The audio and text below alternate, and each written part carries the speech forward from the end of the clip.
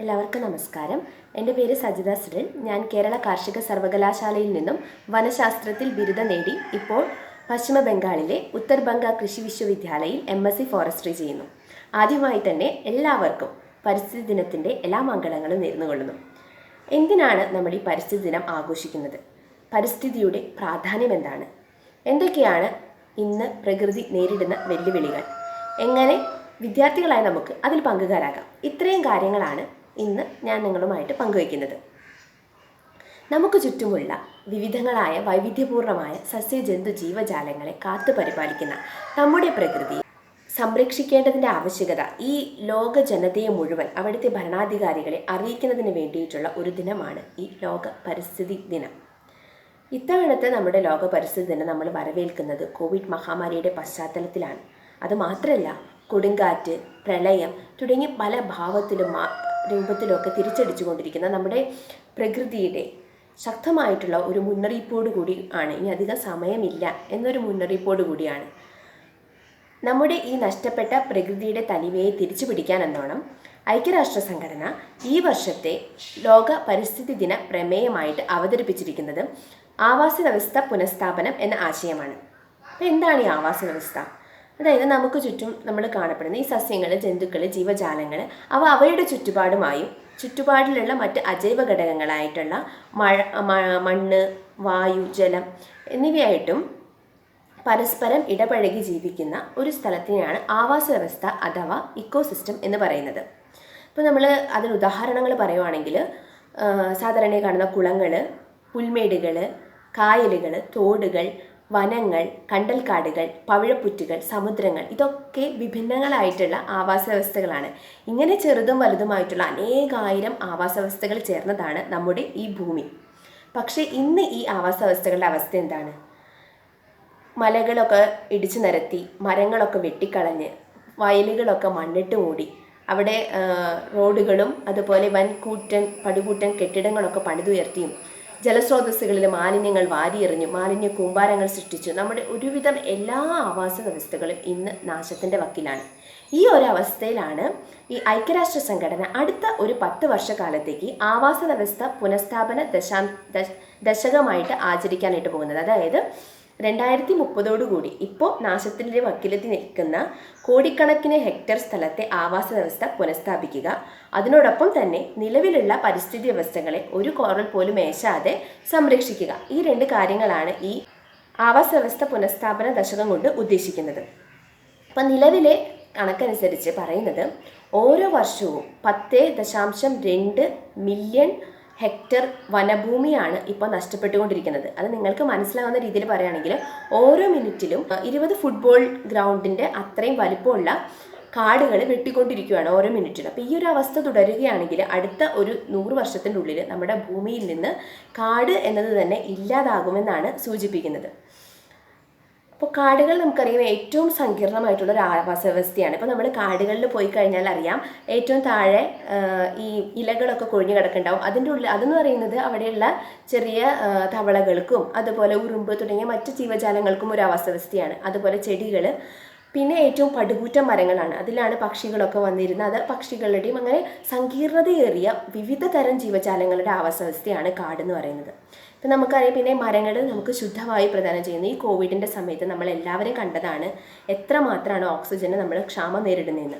അപ്പോൾ അതിൻ്റെ വില എന്താണെന്ന് നമ്മൾ മനസ്സിലാക്കി. പക്ഷേ ഇത്രയും നാൾ നമുക്ക് സൗജന്യമായിട്ട് ഓക്സിജൻ നൽകിക്കൊണ്ടിരുന്ന നമ്മുടെ മരങ്ങളെ നമ്മൾ ഇനിയെങ്കിലും ഓർക്കണം എന്നാണ് പറയാനുള്ളത്. കാരണം എന്താണ്, പ്രകാശ സംശ്ലേഷണ പ്രക്രിയയിലൂടെ അന്തരീക്ഷത്തിൽ നിന്ന് കാർബൺ ഡൈ ഓക്സൈഡ് വലിച്ചെടുത്തിട്ട് അവർ ഓക്സിജനായിട്ട് പുറന്തള്ളാണ്. അങ്ങനെ നമുക്കറിയാം, എല്ലാ വർഷവും ലോക പരിസ്ഥിതി ദിനത്തിന് നമുക്ക് സ്കൂളുകളിൽ നിന്ന് ഒരു വൃക്ഷത്തൈ നമുക്ക് നൽകാറുണ്ട് അല്ലേ? അപ്പോൾ ഒന്ന് ആലോചിച്ച് നോക്കുമ്പോൾ ഇപ്പോൾ ഇത്രയും വിദ്യാർത്ഥികൾക്ക് ഇത്രയും കൊല്ലമായിട്ട് ഓരോ വർഷവും ഓരോ തൈകൾ നൽകിയിട്ടുണ്ട്. അതൊക്കെ നമ്മൾ ശരിയായ രീതിയിൽ കാത്ത് പരിപാലിച്ച് നട്ടു വളർത്തിയെങ്കിൽ ഒരുപക്ഷെ ഇന്ന് കേരളം മുഴുവൻ ഒരു വനമായി മാറിയാനെ. പക്ഷെ നമ്മളെന്തോ ഏറിപ്പോയാൽ 1-2 ദിവസം അതിനെ നോക്കും, പിന്നെ ആ ഭാഗത്തേക്ക് തിരിഞ്ഞ് നോക്കലില്ല.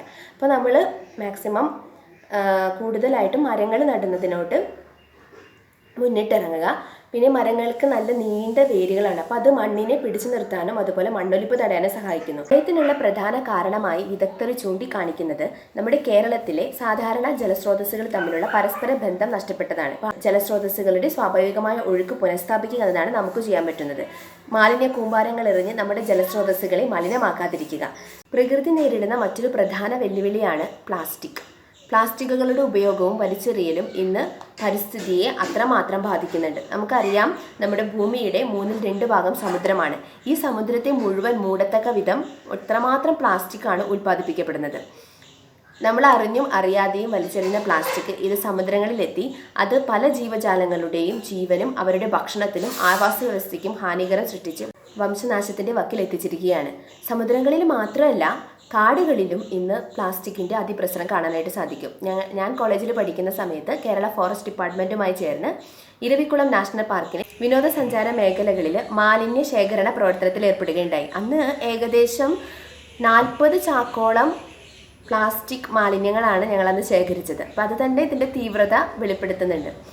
കൂടാതെ പ്ലാസ്റ്റിക് കത്തിക്കുന്നത് അന്തരീക്ഷത്തിൽ പല വിഷവാതകങ്ങളുടെയും അളവ് വർദ്ധിക്കുന്നതിന് കാരണമാകുന്നുണ്ട്. പിന്നെ മാത്രമല്ല, അന്തരീക്ഷ താപനില ക്രമാതീതമായി ഉയരുന്നതിനും ആഗോളതാപനം, കാലാവസ്ഥ വ്യതിയാനം, സമയം തെറ്റിയുള്ള വരൾച്ച, പ്രളയം തുടങ്ങിയ പല പ്രതിഭാസങ്ങൾക്ക് ഇത് കാരണമാകുന്നുണ്ട്. വിദ്യാർത്ഥികൾക്ക് എങ്ങനെയാണ് ഈ പരിസ്ഥിതി സംരക്ഷണത്തിൽ ഭാഗഭാക്കുകളാക്കാനായിട്ട് പറ്റുക? അതൊക്കെ വലിയ ആൾക്കാർ ചെയ്യേണ്ടതല്ലേ? ഭരണാധികാരികളും അതുപോലെ മുതിർന്നവരൊക്കെ ചെയ്യേണ്ടതല്ലേ എന്ന് നിങ്ങൾക്ക് ഒരു ചിന്ത ഉണ്ടെങ്കിൽ അതിനൊരു ഉദാഹരണമാണ് ഗ്രിറ്റ തുൻബർഗ്.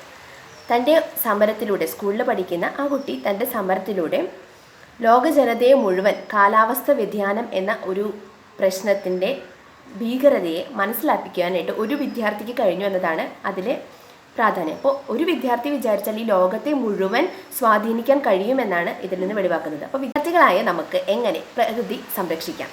ഒന്നാമത്തെ കാര്യം, നമ്മുടെ വീടിൻ്റെ മുറ്റത്തും അല്ലെങ്കിൽ വീടിൻ്റെ പുറഭാഗത്തും കുറച്ച് സ്ഥലം ഉണ്ടല്ലോ, അവിടെ നമുക്ക് എന്തെങ്കിലും കൃഷി അല്ലെങ്കിൽ ചെടികൾ, മരങ്ങൾ അവയൊക്കെ നടാം.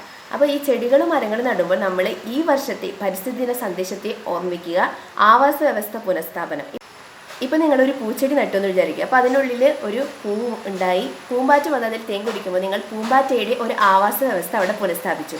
നിങ്ങളൊരു മരമാണ് നടുന്നത്, മരം വളർന്ന് അതിൽ കുറേ പക്ഷികൾ ചേക്കേറി എങ്കിൽ നിങ്ങൾ പക്ഷികൾക്ക് ഒരു ആവാസ വ്യവസ്ഥ അത് പുനഃസ്ഥാപിച്ച് നൽകുകയാണ് ചെയ്യുന്നത്. അങ്ങനെ ജീവജാലങ്ങളുടെ ആവാസ വ്യവസ്ഥയായിട്ട് നിങ്ങളുടെ വീടിനെ മാറ്റിയെടുക്കാം.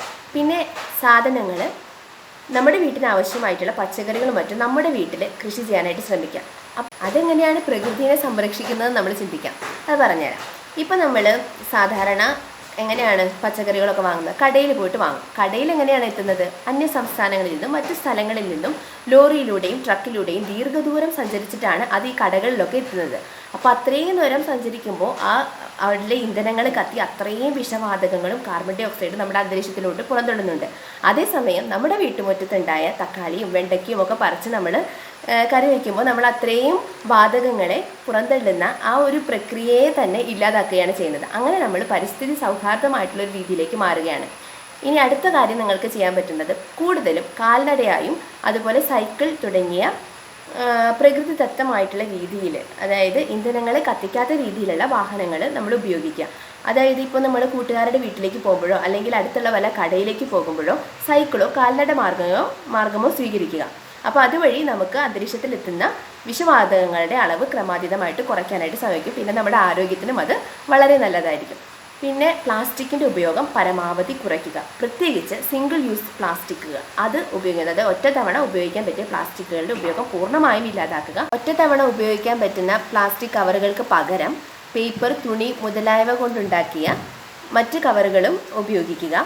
പിന്നെ പ്ലാസ്റ്റിക് പേനകൾക്ക് പകരം ഇപ്പോൾ പേപ്പർ പേനകൾ കമ്പോളങ്ങളിൽ ലഭ്യമാണ്, അത് ഉപയോഗിക്കുക. പിന്നെ നമ്മുടെ ചുറ്റുമുള്ള ആളുകളോട്, നമ്മുടെ ബന്ധുക്കളായാലും വീട്ടുകാരോടായാലും അവരോടൊക്കെ പരിസ്ഥിതി സംരക്ഷണത്തിനെ കുറിച്ച് ബോധവാന്മാരാക്കുക. അങ്ങനെ പ്രകൃതി തനിമയെ തിരിച്ചു പിടിച്ചുകൊണ്ടും എല്ലാ ജീവജാലങ്ങളുടെയും ആവാസ വ്യവസ്ഥകളെ സംരക്ഷിച്ചുകൊണ്ടും കണ്ടതിനേക്കാൾ ഭംഗിയായി പ്രകൃതിയെ കാണാനായിട്ട് അടുത്ത തലമുറയ്ക്ക് ഇടയാക്കിക്കൊണ്ട് നമുക്ക് മുന്നേറാം. ഒറ്റക്കെട്ടായി പ്രകൃതിയോടൊപ്പം ചേർന്ന് നിന്നുകൊണ്ട് സംരക്ഷിക്കാൻ നമുക്ക് തയ്യാറെടുക്കാം. എല്ലാവർക്കും നന്ദി.